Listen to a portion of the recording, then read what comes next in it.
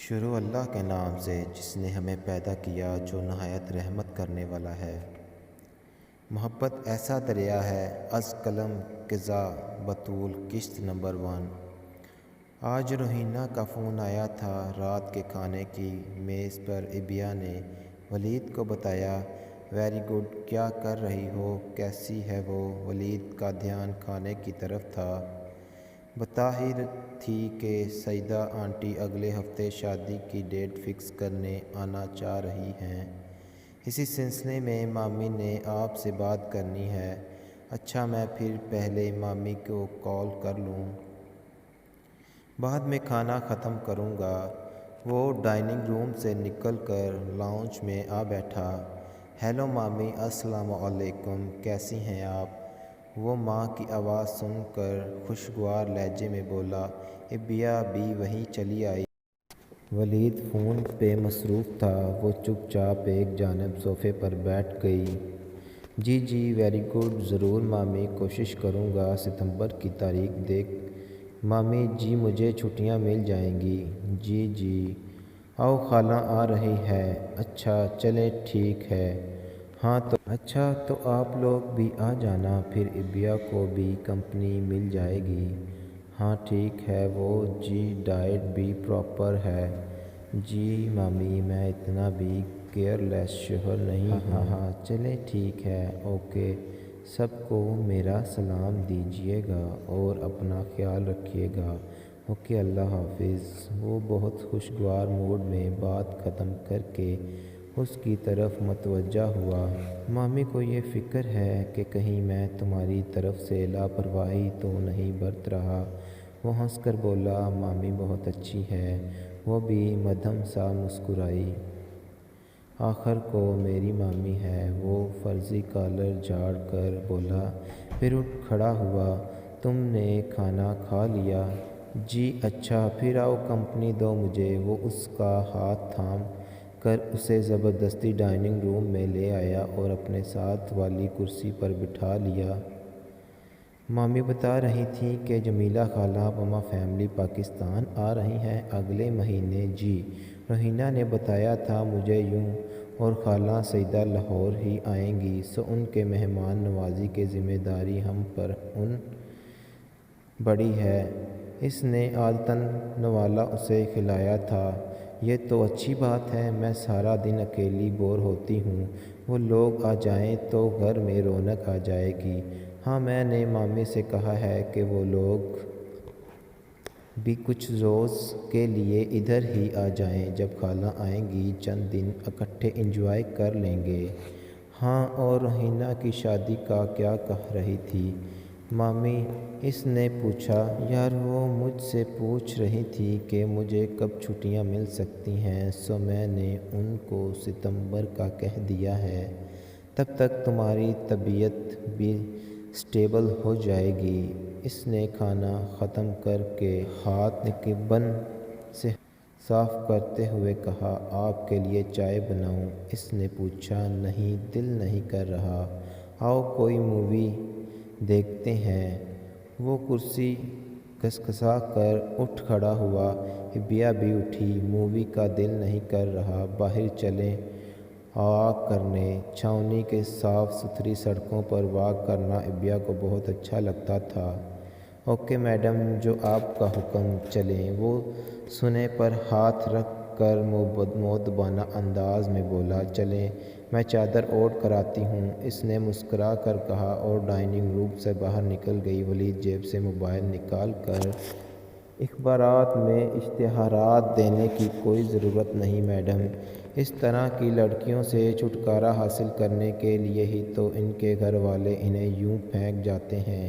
اگر یہ اتنی ہی اپنی ماں باپ کی آنکھوں کو تارا ہوتی تو کوئی اس کو یوں سرد رات میں مرنے کے لیے سڑک پر نہ پھینک جاتا۔ میری مانیں تو اس بیچاری کو کراچی بھیج دیں، ادھر اپنا گھر میں، جہاں اتنے لاوارث پل رہے ہیں، یہ بھی پل جائے گی۔ 3-4 دن کی اوپری کارروائیوں کے بعد تھانے کے انچارج نے میڈم آمنہ کو مشورہ دیا تھا، ایک لاوارث اور اپنے نام تک سے ناآشنا لڑکی کی وارثین کو ڈھونڈنے میں کسی کو کیا دلچسپی ہو سکتی ہے۔ میڈم آمنہ کو بھی یہ مشورہ بہتر لگا اور اس لڑکی کو چند دنوں کے اندر ہی اندر کراچی بھیج دیا گیا۔ یہاں نیورو سرجن نے اس کا باقاعدہ تفصیلی معائنہ کر کے یہ رپورٹ دی کہ دوران زچگی کسی شدید شاک کے باعث یہ لڑکی جزوی طور پر اپنی یادداشت کھو چکی ہے۔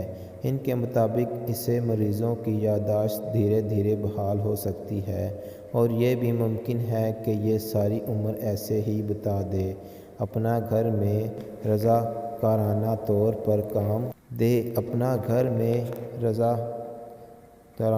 پر کام کرنے والی خواتین نے مشترکہ مشاورات سے اس لڑکی کا نام سملہ رکھ دیا تھا اور اسے زندگی کی طرف واپس لانے کی کوشش کرنے لگے۔ پیار کا وعدہ ایسے نبھائیں کوئی جدا کرنے نہ پائے، میں پھولوں تو میں مر جاؤں۔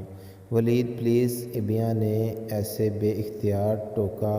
کیا ہوا؟ ولید جو بہت تنگ میں اسے گانا سنا رہا تھا چونک پڑا۔ یہ مرنے ورنے کی باتیں مت کیا کریں آپ، وہ جلا کر بولی۔ پگلی یہ تو صرف ایک گانا ہے، اس نے مسکرا کر جواب دیا۔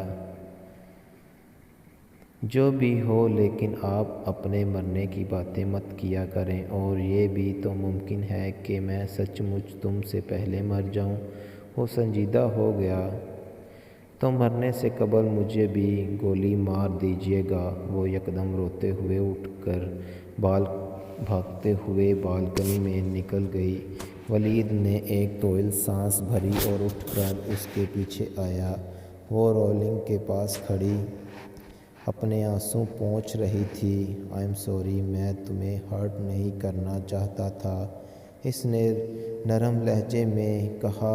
تو ابیہ نے مڑ کر اس کی طرف دیکھا۔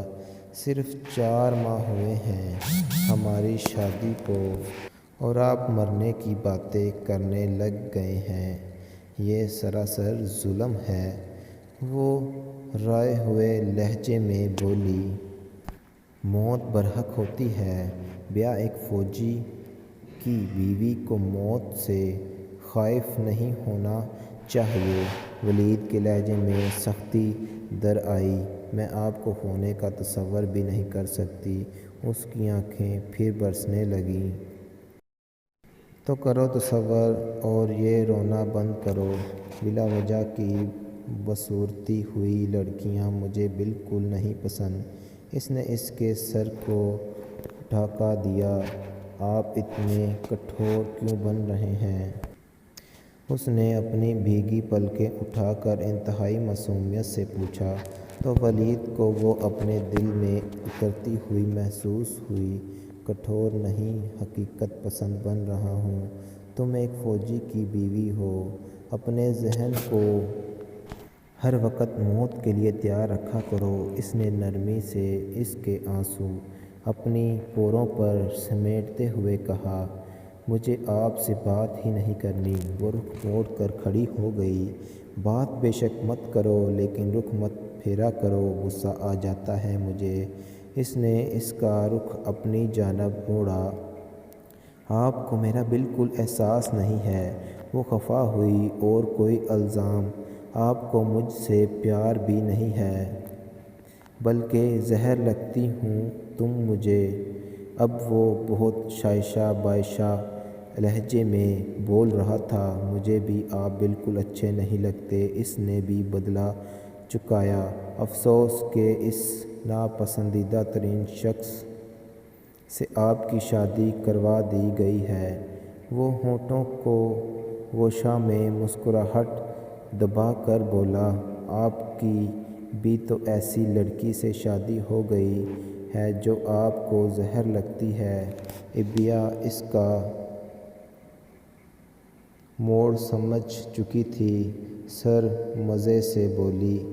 ظلم ہو گیا ہے ہم دونوں کے ساتھ۔ وہ مصنوعی دکھ بھرے لہجے میں بولا۔ آپ منائیں یہ دکھ، میں سونے لگی ہوں۔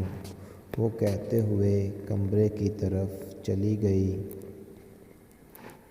ولید اس کے پیچھے پیچھے چلا آیا۔ وہ لائٹس بند کر کے لیٹ گئی۔ کمرے میں صرف بالکنی سے چن کر آتی چاند کی مدھم روشنی پھیلی ہوئی تھی، جس میں سب کچھ غیر واضح تھا۔ ولید اس کے سرہانے جا بیٹھا اور کھنگانے لگا، میں بولوں تو میں مر جاؤں، تو بولے تو تو مر جائے۔ حبیہ نے کانوں پر تکیہ رکھ لیا۔ ولید نے ان دونوں مسرور کی تکرار کرتے ہوئے تکیہ جھپٹ کر دور اچھال دیا۔ آپ میں آدھی رات میں مہدی حسن کی روح کیوں آ گئی ہے؟ وہ جھلا کر بولی، تم نے مجھے ناپسند کیوں کہا؟ اب میں ساری رات تمہارا سر کھا جاؤں گا۔ وہ جیسے لڑنے پر آمادہ تھا، آپ نے بھی تو مجھے زہر کہا تھا۔ اس نے ماتھے پر بل ڈالے، مذاق کیا تھا نا؟ اس نے آنکھیں نکالیں تو میں نے بھی مذاق ہی کیا تھا۔ اب پلیز سونے دیں مجھے۔ وہ اکتا کر بولی، گانا تو سن لو۔ اس نے پیار سے اس کے بال سہلائے۔ اچھا چلے سنائیں، اس نے اس کے شانے پر سر رکھتے ہوئے کہا۔ ولید نے بیڈ کے کراؤن سے ٹیک لگا لی اور اس کے بال سہلاتے ہوئے مدھم اور گمبھیر لہجے میں اسے گانا سنانے لگا۔ وہ چند ہی منٹوں میں گہری نیند سو گئی تھی۔ وہ چپ چاپ ایک کونے میں بیٹھی اپنی ہاتھوں کی لکیروں میں نہ جانے کیا گونج رہی تھی۔ ٹی وی مناسب آواز میں چل رہا تھا اور وہاں بیٹھی سبھی عورتیں آپس میں گپ شپ میں مصروف تھیں۔ بھارتی فوج کی نگال سکڑ پر بلا اشتعال فائرنگ، 5 سپاہی زخمی۔ نیوز کاسٹر کی تیز سائرن کی جیسی آواز پر اس لڑکی نے ایک جھٹکے سے اپنا جھکا ہوا سر اوپر اٹھایا۔ وہ پلکیں جھپکائے بغیر ٹی وی اسکرین کی جانب دیکھ رہی تھی۔